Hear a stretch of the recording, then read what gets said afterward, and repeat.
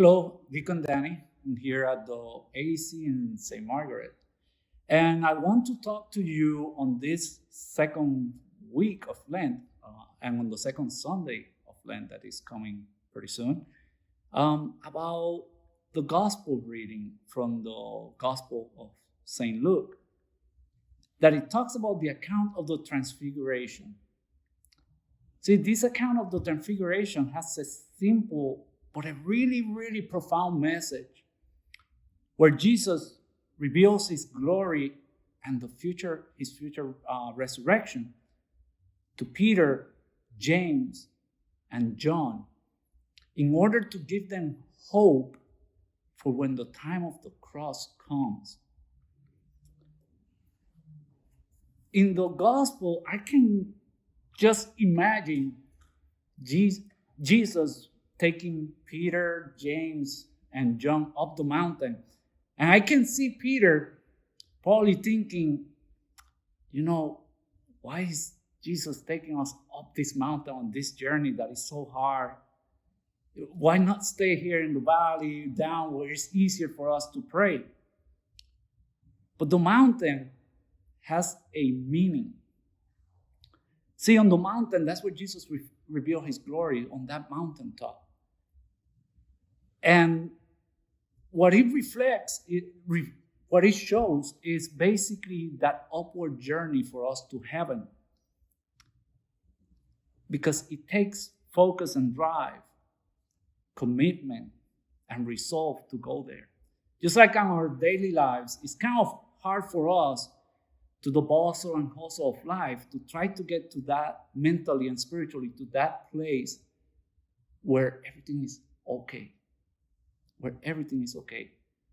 And I think that's why Jesus took them to the mountain, because it reflects, it shows them, hey, this is okay in here. It's our peaceful area. You see, the transfiguration reminds us that our lives are far more than what we see, than what we hear, than what we experience every day. It is not just a matter of getting through the day.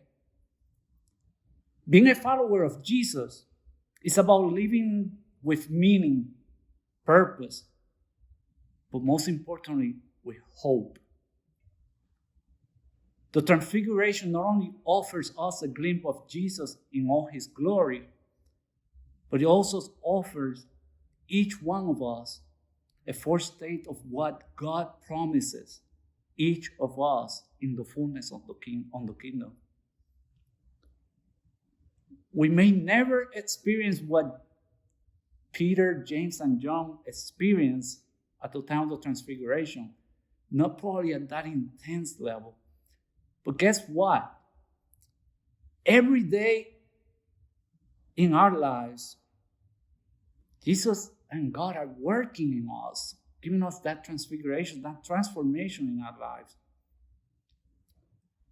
Every time that we experience a moment of peace, joy, reconciliation, or forgiveness, God is there, showing us his mercy, his love. Every time that we reach out to help another person, it's a moment of transfiguration, not only for ourselves, but for that person that we're giving our help. Or each time somebody shows us that they care, that they're concerned for our well-being, even though if they cannot solve our problems, in that moment, is God actually reaching out to us. See, it's like a farmer that has a land and he finds in his property water. He will go and drill a well. I think the same way we should do with our lives. We should ponder into our lives, regardless of how difficult times are, on those moments where God has extended his hand to us through other people and put our well there. Just like we're doing through the pandemic, let's remember also, yes, it's been hard, but let's also remember the times where God has helped us. And let's use that as the transfiguration that happened, that John, Peter, and James were able to see, let's use that as that transfiguration for us. To remember that there's more. So my brothers and sisters, this week, let us open our hearts so that we may hear Jesus speaking to us. Let us slow down and look for those moments of small but important times of transfiguration in our own ordinary daily lives. Let us reflect. Let us reflect on this second week of Lent, on the glory of God that make the crosses that we endure worth it. Let us take advantage of that experience that Peter, James, and John had and try to make their experience our own in today's day. Let us be consoled by God's glory and never forget that this is the ultimate promise He gave to all who press on, that eternal life. And I want to share this song I came across during some difficult times, that it will remind us to have that trust in Him.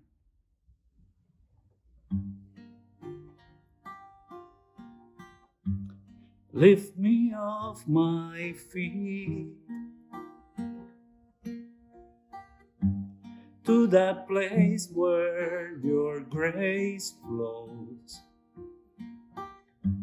seeing, watching your hand cover my heart, cover my life,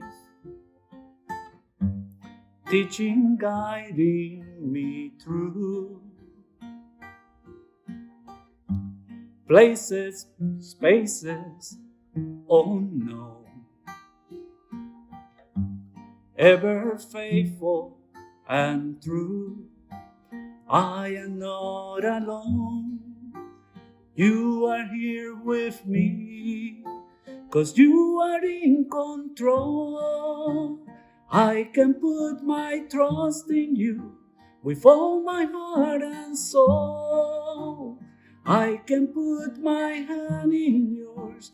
With you alone I stand. With my life in your hands, I can trust in you.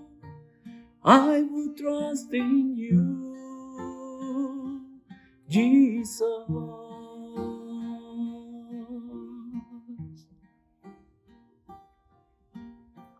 Lord, may we be consoled by your glory and splendor.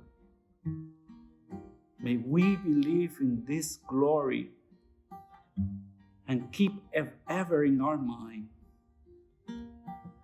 as we press on the hardships and challenges that we face. You travel the road ahead of us, and you will lead us on our journey if we only trust in you. Lord Jesus Christ, we trust in you. God bless, my friends.